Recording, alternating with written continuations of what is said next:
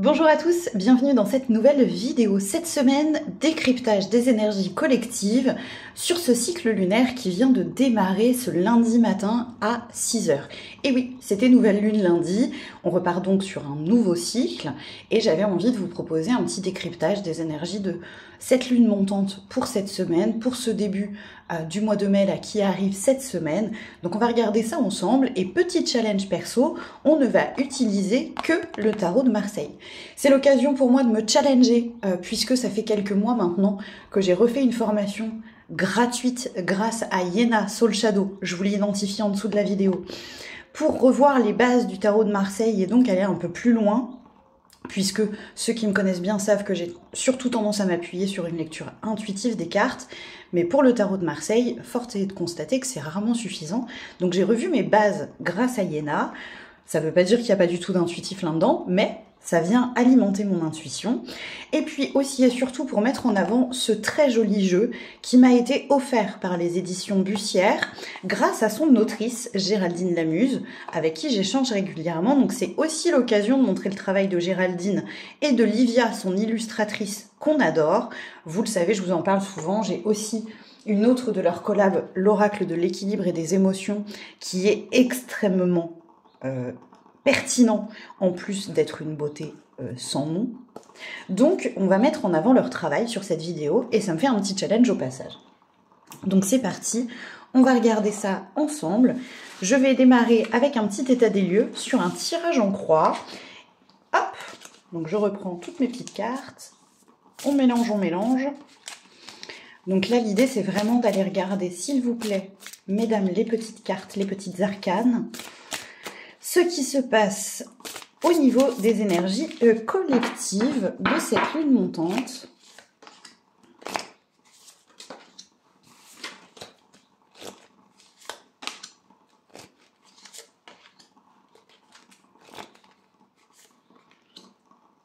Ok. Alors, avec ce 6 de denier ici, on vient nous rappeler à quel point on a grandi. Alors, ça ne veut pas dire qu'on a fini notre chemin, parce qu'on n'en est qu'au 6, hein, évidemment, mais il y a une forme de stabilité qui est ici, qui est ok, et qui nous permet enfin de nous poser. De nous poser, ça veut dire qu'ici, avec ce 9 de bâton, il n'y a plus... comment dire ? Cette petite écharde dans la chaussure qui te fait douter. En tout cas, on a de quoi la compenser. C'est-à-dire qu'ici, j'ai l'impression que il nous reste des besoins, bien sûr, mais plus des besoins futiles. On est sur des élans importants, on est sur des élans qui peuvent encore prendre le dessus et nous faire surréagir, mais on a les fondations solides pour ne plus être emporté par nos élans. Par exemple, si tu as tendance à être un petit peu impulsif, colérique, ici, tu as une stabilité autour de toi qui te permet de plus te laisser embarquer aussi fort ou qui devrait te permettre de plus réussir à te faire embarquer aussi fort. Si tu es jaloux, tu as eu les preuves que tu n'avais plus besoin de l'être et donc tu peux compenser cette jalousie. Si tu es, je dis n'importe quoi, dépensier, eh bien, tu sais quel bien ça fait de ne pas être ce panier percé, tu as compris de tes achats compulsifs par le passé et donc tu as de quoi aller les compenser. Ici, on vient chercher cet équilibre sans être influencé par l'extérieur. C'est vraiment ici la sensation que j'en ai, c'est-à-dire qu'on a atteint une certaine forme de sagesse qui nous permet, avec quand même un joli 8 d'épée ici, d'être affiné dans notre lien à nous-mêmes, c'est-à-dire qu'on se voit clairement. C'est pas du jugement dans le sens je passe mon temps à me juger de façon négative, je passe mon temps à me regarder avec un œil biaisé par mes blessures, par mes fêlures. Là, non, je commence à connaître mes schémas de fonctionnement, je sais ce qu'il en est avec ce 8 d'épée, et du coup, j'ai un lien un peu plus sain avec mes émotions. C'est encore en cours d'évolution, parce qu'on est sur un valet ici, donc il y a peut-être encore une forme parfois d'impulsivité et ou de candeur, mais on commence à ne pas juger négativement nos schémas de comportement, mais justement à les connaître et donc à arriver sur un niveau de maîtrise intéressant. On n'est plus du tout dicté, manipulé par nos peurs, par nos blessures, et celles qui persistent, on commence à les connaître Et on arrive gentiment à mettre de l'équilibre et à pas se précipiter au mauvais endroit, au mauvais moment. Du coup, je vais aller regarder avec un tirage supplémentaire.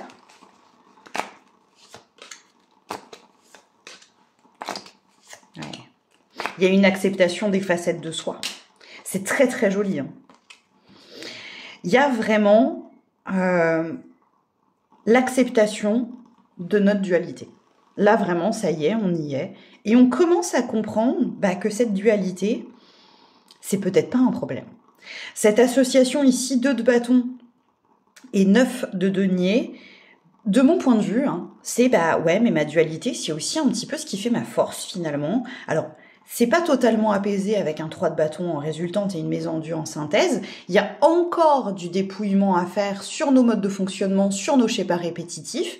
Mais on a bien compris que c'est pas en venant juger, pour reprendre l'arcane du jugement de tout à l'heure, du tirage précédent, notre dualité, mais bien en la travaillant, en la maîtrisant, en continuant à dépouiller ce qui nous convient pas du tout, mais sans juger les espaces de nous, qu'on va réussir à arriver à être un être plein, à être un être entier. Donc oui, il y a encore des phases de dépouillement, oui, on en a toujours, hein, évidemment.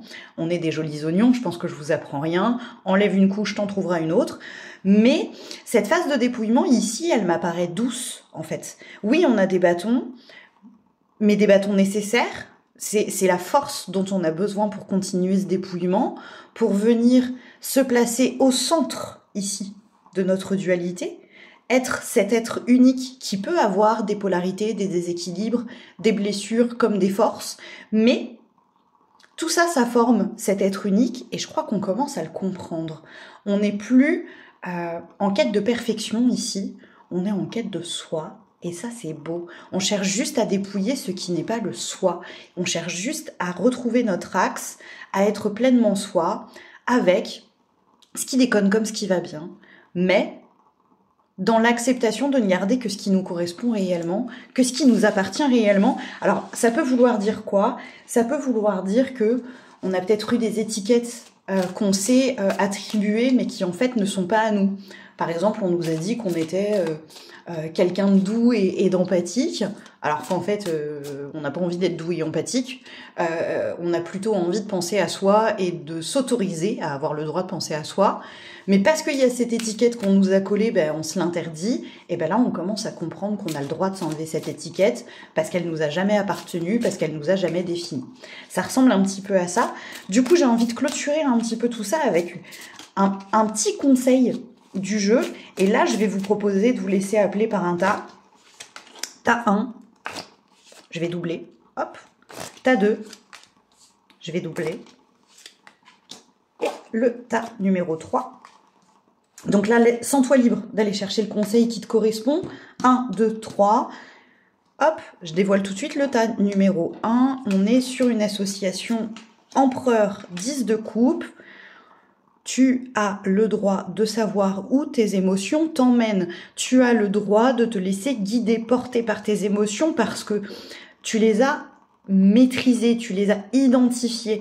Il y a une forme ici d'autorité saine de ton émotionnel.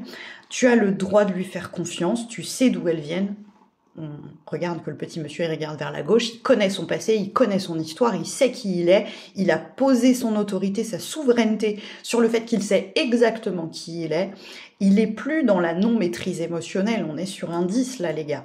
Donc en termes de couple, ici, les émotions, elles sont parfaitement connues, identifiées, maîtrisées, libérées. Bref, il y a plus de problématiques émotionnelles, ou en tout cas, il y en a beaucoup moins qu'il y en a eu.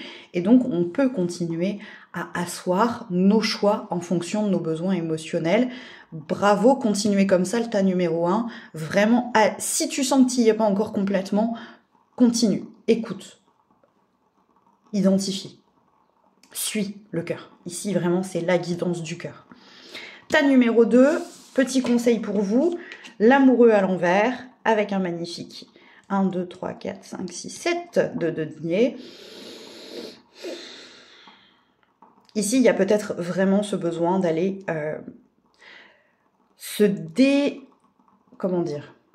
se désolidariser, c'était pas facile à dire, je vous demande pardon, je bafouille, je vais pas y arriver, désolidariser des attentes des autres.